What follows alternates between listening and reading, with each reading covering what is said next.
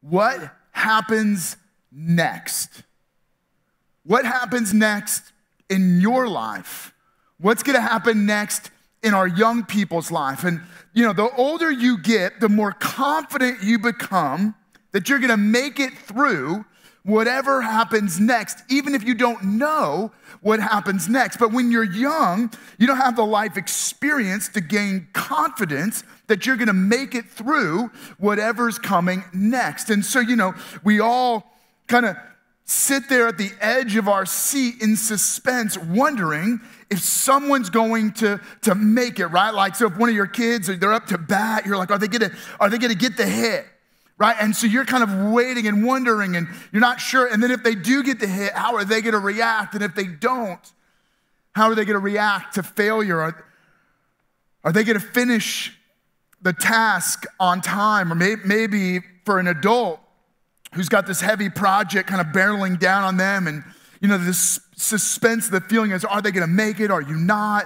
Are you gonna finish on time? And I've got kids that are of driving age. And so I got two of our kids, they're driving.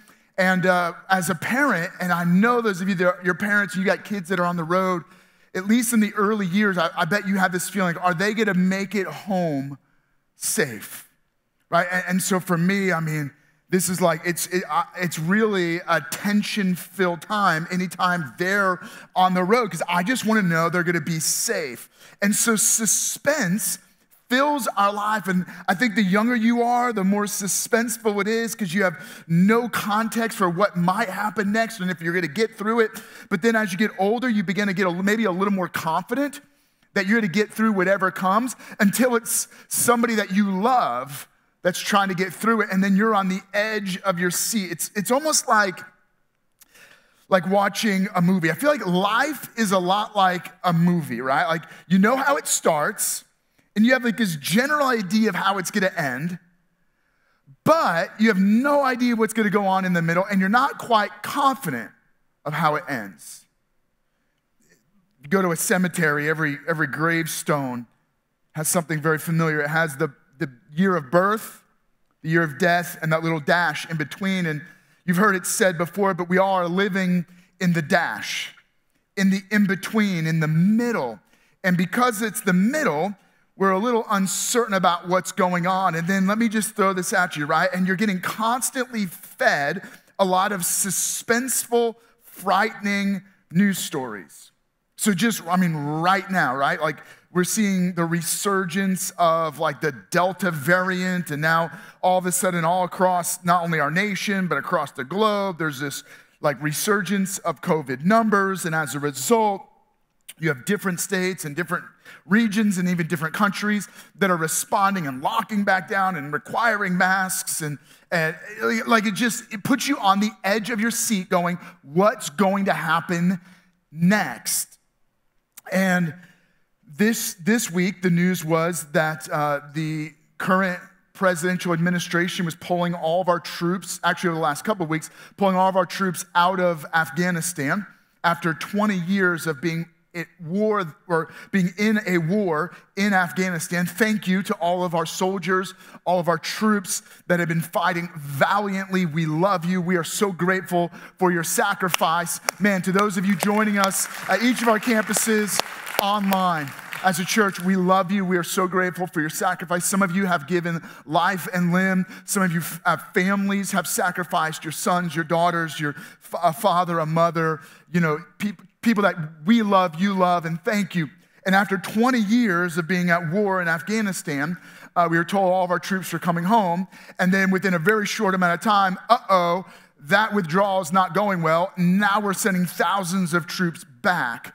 Right? Like, it's got you on the edge of your seat. Like, I don't know what's going to happen next.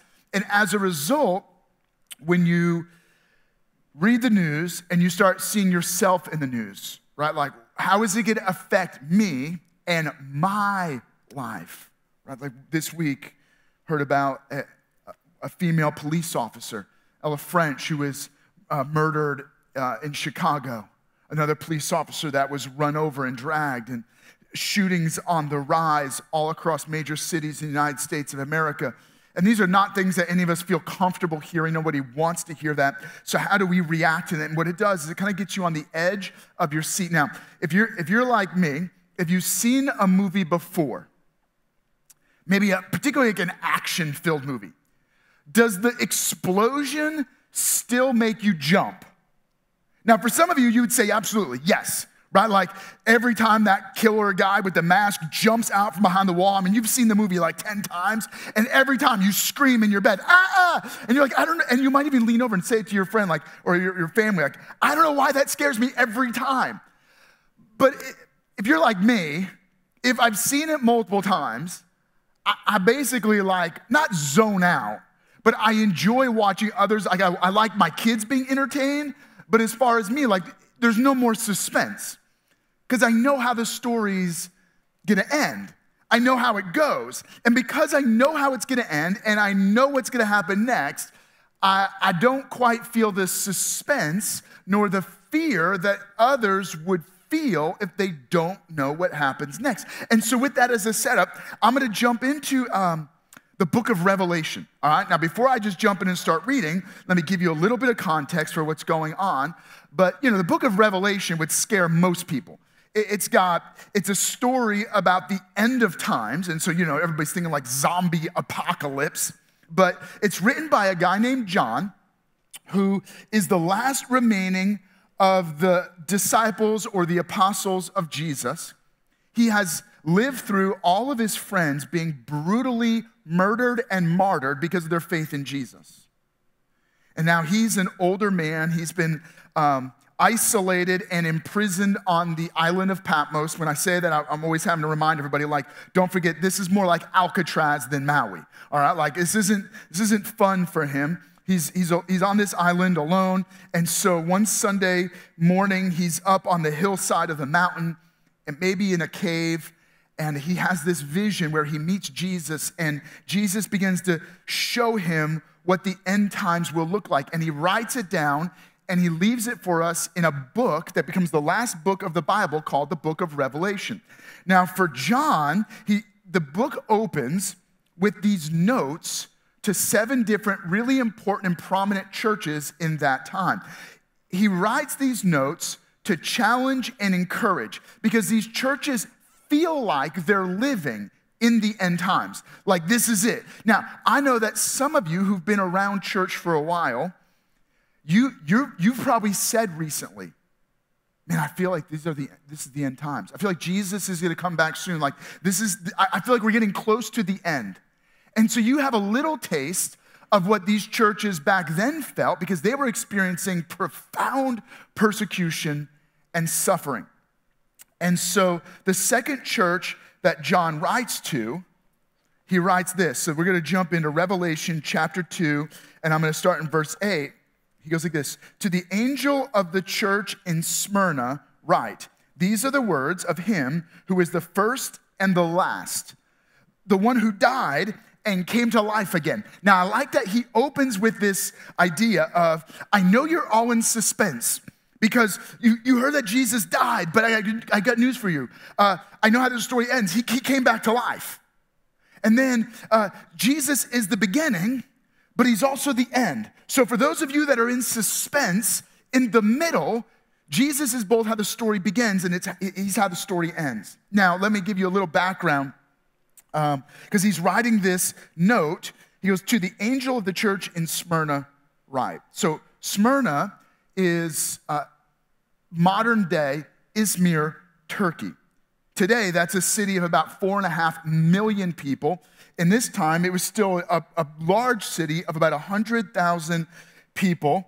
And the church started in what is modern day Izmir at the very infancy of Christianity. So as the message of Jesus began to spread across Asia Minor and Europe, this is one of the cities it got to very quickly. And so there was probably a few house churches spread across the city of Smyrna. And this one was very personal for John. As John wrote these verses, this one jumped out to him. A little bit like I mentioned last week talking about Ephesus, because John could have very possibly pastored the church of Ephesus. But this one, he trained the guy.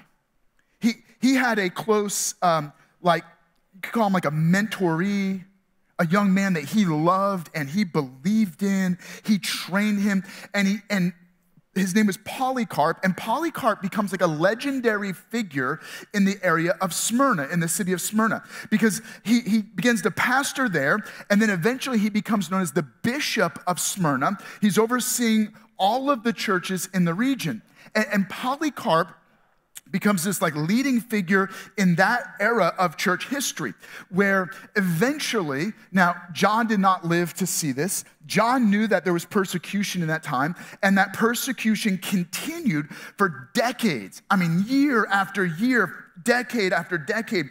And in the year 162 AD, under the rule of Domitian, who's overseeing the Roman Empire, he sends in troops and they arrest Polycarp along with a lot of other Christians in Smyrna, along with other cities. They arrest him, they make false accusations against him, they have a mock trial, and then they sentence him to death. Again, this is in 162 AD. John did not live to hear this or see this happen, but his words are an encouragement to Polycarp all those years later, and this is how his story ends.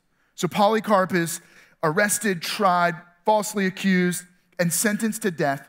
They bring him into the arena where all these thousands of people are gathered to watch his execution. They tie Polycarp to a post. They put wood all around him. They're going to burn him at the stake. And Domitian gives him one last opportunity of mercy, so long as he would just recant from his faith in Jesus. And loudly, with his arms tied to the post, he cries out and he says, 86 years have I served him, and he never once wronged me. How then shall I blaspheme my king who has saved me? And with that, Domitian had them light the fire. And as the fire began to burn, those of you that are familiar with other biblical stories, you might think of Shadrach, Meshach, and Abednego thrown into the fiery furnace. The fire didn't touch him. It didn't burn his clothes. He didn't have any smell of fire on him. The fire is burning, and Domitian is so outraged that he has the executioner go over there with his sword and stab him to death. And yes, he died from stab wounds, not from the fire. And even though Polycarp died, his faith lived on, and his faith became an inspiration to others in Smyrna and all across the Roman Empire who are believing in Jesus. And so now, as I read the rest of these words, you kind of hold on, like these were the words from Jesus that encouraged Polycarp and other Christians who were living in very tumultuous times, living in suspense. He writes this: I know your afflictions and your poverty, yet you are rich. I know about the slander of those who say they are Jews and are not, but are the synagogue of Satan. Do not be afraid of what you're about to suffer. I tell you, the devil will put some of you in prison to test you. You will suffer persecution for 10 days. Be faithful, even to the point of death, and I will give you life as your victor's crown. You could quiet, I almost feel like I could hear Polycarp quoting those words to himself as he's being tied to the stake. Like he's like recounting the words of Jesus passed on through John's pen. He's reminding himself, you're gonna suffer. Even though you don't know what you're about to suffer, don't lose heart, be faithful, even to the point of death. I will give you the life as your victor's crown. And so what's the point? In fact, on a grander scale, why is the book of Revelation even in the Bible? A book about the end times, a book about how the world and time will end. Well, here it is. It's not just for the church of Smyrna or other churches in that time. It's for us today. And there are certainly key challenges from each of these notes to these churches that apply to us today. Now, if you're not in the church or you're brand new to the church, you're like, well, good, I'm off the hook. Sure, but I think the principle might encourage you as well. And the key to the church of Smyrna was this: live the in-between with fearless confidence. That dash, You can live the dash. You don't know what's gonna happen next, but whatever happens next, you can live with fearless confidence. But we don't live with fearless confidence. No, we live in fearful suspense. Why? Because we expect that it's gonna go from bad to worse. Faith is believing in God and good, that God can work good even in horrible circumstances. Fear is putting your faith in what can go wrong, that things will go from bad to worse. In fact, I wrote this down in my notes and I thought it was maybe helpful. Prayer is putting words to your faith, interceding to a good God.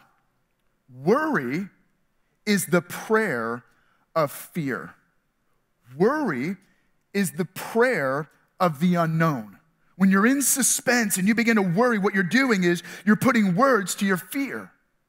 And why do we do that? Because we live in a broken world where you can look around, you can open the news, you begin to read, begin to watch, and you think to yourself, this is not the way it's supposed to be. That's right. We live in a broken world where things are not as they should be, but even worse, things in me are not as they should be. Why? Because the problems around us are just a revelation or an image of what's going wrong in us, which is that you and I are spiritually broken by sin.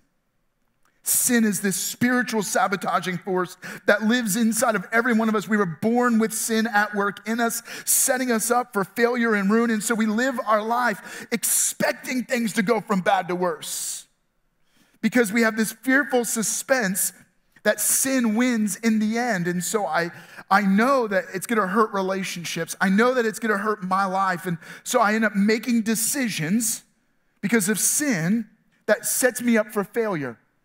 That's not even the worst. The worst is that sin leads to death, not physical death, or not just physical death, but a forever, an eternal judgment. That's the bad news.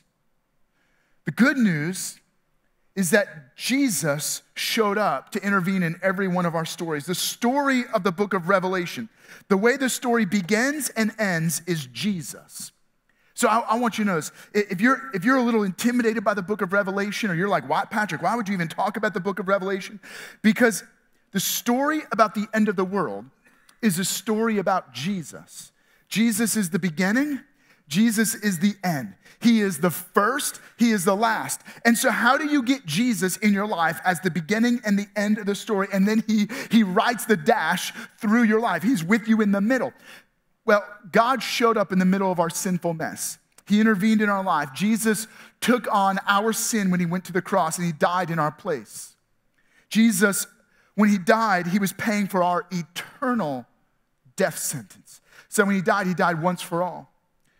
But as many of you know, Jesus not only died, but he rose from the dead on the third day. And in his resurrection, he conquered fear. He conquered the power of sin. He freed us from physical death because now we know that life doesn't end in death, but in forever life. So he gives us the promise of forever life. So we're forgiven and given new and forever life. That's why when John writes, he goes, Jesus is the first and the last, the one who died and came back to life again. He goes, there's good news. There's hope. I know you're on the edge of your seat living in suspense, but I have good news for you. Jesus is the first. He's the last. He's the beginning. He's the end. He's the one who died and came back to life, and you can live through him. So regardless of what's going on in your life or whatever you're afraid might happen next or what season you just came out of, I want you to know that Jesus is the answer. He is your hope. He is the one that gives you the strength in the in-between to live with fearless confidence. Maybe for you, the way you begin this new story in your life is putting your faith in Jesus. Can I encourage you? Would you make that commitment? You can just simply invite Jesus into your life. Ask God's Spirit to come into your spirit. When he comes into your spirit, he forgives and gives new and forever life. And if you're making that commitment right now, would you let us know? Text the name Jesus to 81411, and we'll send you some info just to give you some resources as you begin this new journey of relationship with God. Now, as I'm offering that, I'm reminded that the book of Revelation is written to churches. So really written to people who've already made that commitment. So now let me jump back in and challenge all of you who are part of the church. If you just made that commitment, man, welcome home. We're celebrating with you. Now you're part of the family of God. And now you can apply what John writes next to the church. And so let me encourage you. Here we go. We're going to jump back in. He says this. I'm going to read just Revelation chapter 2, verse 10. Do not be afraid of what you're about to suffer, he writes. I tell you, the devil will put some of you in prison to test you, and you will suffer persecution for 10 days. And it sounds a lot like the words of Jesus when he was walking the earth, and he wrote this in Matthew chapter 24, or it's written in Matthew chapter 24, right by Matthew, who was there to hear the words of Jesus' teaching, where Jesus said this. He was talking about the end times, and he says, you will hear of wars and rumors of wars, but see to it that you are not alarmed. All right, now this is important. So I'm going to give you, this is like the practical side of how you live with fearless confidence. So how do you do that? So Jesus is saying, you're going to turn on the news, you're going to open up your news feed, and you're going to begin to read all these stories about shootings and bombings and wars and then peace and then the resurgence of war. You're going to hear about revolutions and uprising and protests and, all kinds of problems in the world around you. He goes, but see to it that you are not alarmed.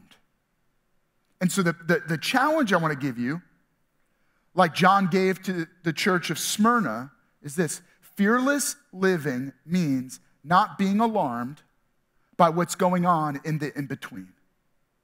You're born, you die, the in-between. So what's going on in the in-between, Jesus is challenging, don't let what happens next alarm you.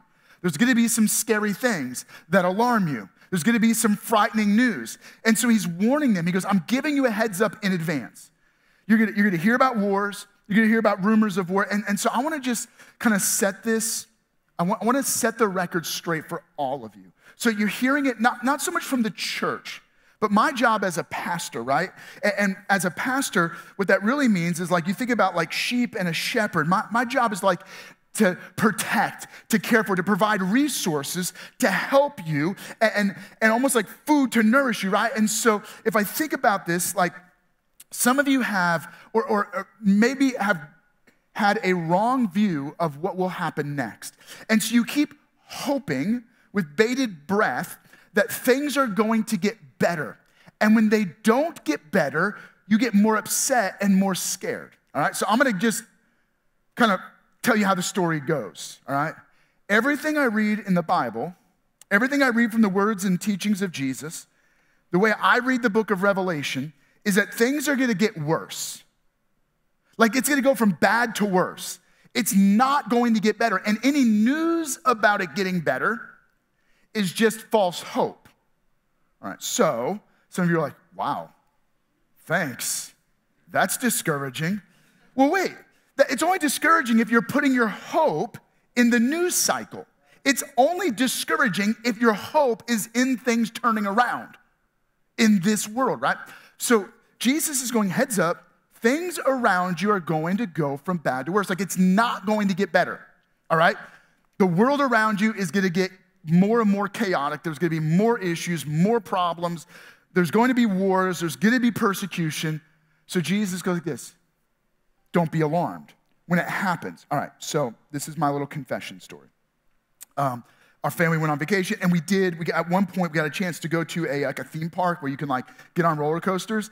And I think I'm like a pretty adventurous, kind of crazy person. And so I don't mind, pretty much my kids can talk me into doing just about anything. There are a few rides that when I've gotten on them, I'm like, whoa, that wasn't even fun. But here's the thing about me specifically. And all my kids have a different attitude about roller coasters. In fact, this year, my 6-year-old, he went on a first roller coaster, the one that went upside down, and he loved it. I was sitting next to him. And the whole time, I've got my arm. I mean, I'm white-knuckled. I've grabbed the bar, and I'm doing everything I can like a dad. I'm going to hold him in case that thing comes off. I'm keeping him in on the loop, right? Like, of course, it's ridiculous. The whole physics of this is horrible. Like, I'm not going to keep him in. But in my mind, if that thing breaks and it gets ready to pop out, I'm going to keep my son in, right? So, but I do the same thing for me. So I get on roller coasters, and the ones I don't like are the lap bar ones. Because to me, like, that's not legit. Like, if it comes over my shoulder and they seatbelt that thing in and then they wrap rope around me, I'm good. Like, I totally relax. I'm like, this is so much fun. Like, I'm the dude with my arms up if I'm on that ride. But the ones that, like, it just comes over you, but there's no, like, strap, here's what I do. This is literally how my brain thinks. So you're going up the thing, and I'm like, I'm going to die. Like, I'm the one, like, you know how, like, they have the little computer screen, and, like, all the things turn green? I'm like, yeah, mine's red. It says green, but I know it's red. And when we get up there, and then we shoot down, and we go over the first loop, I'm gonna be the only dude that pops out. And I know it. Like, and so I have my moment with Jesus. I'm like, I'm coming home. I'm ready. Here I come. I mean, this isn't how I want to go, but here I come. And I just have, like, this picture of, like, me flying out. It's terrible. It's really terrible, right? And then when we hit that part, if it was gonna open, that moment comes, and then it catches me, and I'm like, I didn't die. And then from that point on the ride, I have a great time. Soon as I know it's gonna catch me, I'm good. I think most of you are living your life like that. You have your faith in Jesus, but you're living like on the climb and then on the descent, and you're letting the news cycle, right? Like, we're pulling out of a war. Yay, we're going back. And you're never getting this confident moment that God's got this. He's got you. He's holding you. He's firmly in control. Stop being alarmed by the news cycle. And so I want you to stop living the emotional roller coaster of the global and national news cycle. I want you to stop living this emotional and mental roller coaster ride of what is going on around you. God has got you in his firm grip. He is holding you secure. No matter what goes on around you, you are being held by the hands of God. And regardless of what happens next, right, he goes like this, even to the point of death, I've got you. I'm the victor over death. If you suffer, I'm the God who overcomes suffering. You're in poverty, I make you rich. You don't have to be alarmed. You don't have to be scared out of your mind. You don't have to be shaken. You don't have to live on the defensive. You don't have to be running for your life. Live in confidence. Live in hope. Live with fearless confidence that God's got this. Now, I want to give you one more piece to make sure you don't miss this, and hopefully you can have something you can apply to your life today. The second part of Revelation chapter 2, verse 10, where he's really driving the point. He goes like this. The devil will put some of you in prison and test you, and you will suffer persecution for 10 days. Be faithful, even to the point of death, and I will give you the life as your victor's crown. And so what's the point? Fearless living means standing firm in the in-between. So I said, don't be alarmed, now stand firm. Fearless living is standing firm in the in-between. It means holding your ground, not backing down, not running away, not giving up when you should be going harder. All right, what do I mean? So in this, I read, he goes, you're going to suffer persecution for 10 days. Now, we don't know if this is a literal 10 days or if he just meant like a brief, short amount of time. The point is this. He goes, whatever you're suffering, it's not going to last forever. Whatever you're going through, this is not how your story ends. Even if it brings death physically, your story doesn't end in physical death because God's given you forever life. He goes, so no matter what you go through, stand firm, which means you've got to endure the suffering, endure the hardship. And then he gives a list of all the things that they went through. So he goes, they went through tribulation, Or in this translation, it uses the word afflictions. And what his point was this, that living in Smyrna was harder than living in a different city. Because some of you might think that your life right now is a little harder than other people's lives. Well, you can relate to the church of Smyrna. He goes, God will carry you through. Stand firm if your life is just a little more challenging than other people's lives. He goes, some of you, those of you in Smyrna, you're going to suffer poverty, which means your faith is going to cost you something. It's going to be an expensive obedience to Jesus. He goes, you're going to experience persecution. You're going to experience suffering, but not just life suffering, suffering specifically because of your faith in Jesus. He goes, and you're going to experience slander, which means people are going to lie about you. They're going to post things about you. They're going to say things that are just not true. They're going to spread rumors about you to tear you down and make your faith look bad. Then he says, and you're going to experience death. But he goes, no matter what you go through, stand firm. And so I want to give you a couple thoughts. Fear, right, is putting your faith in what can go wrong. Faith is putting your confidence or your hope in a God who does good. All right.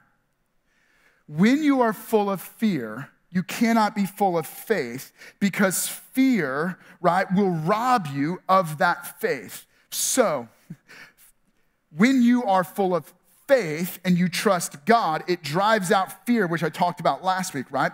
And when you begin to live fearlessly, your faith lasts long, which means you are faithful. That's what he challenges them. Be faithful to the end. Full of faith that keeps going no matter what. A scared world needs a fearless church. A scared world needs fearless Christians. A cowering world needs a courageous church. A falling world needs a church that stands firm.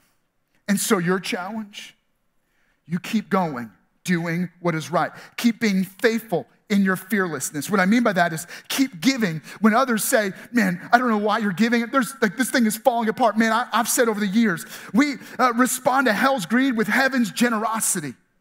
Man, when the whole thing, everybody's stealing and taking, I'm like, just keep giving. When others are being selfish, let's respond with selflessness. When others are looking out for themselves, let's serve. So my challenge to you is you pray like everything depends on God. Let's serve and let's give and let's trust God with everything we've got. And what's the promise? What's the hope that you get? Here's how the note to the church in Smyrna wraps up. He goes, whoever has ears to hear, let them hear what the Spirit is saying to the churches, right? So he goes, this isn't just to Smyrna. This is to everyone throughout church history. This is to us. The one who is victorious, or the one who overcomes, will not be hurt at all by the second death. Meaning, when the end comes, you will not suffer in eternity.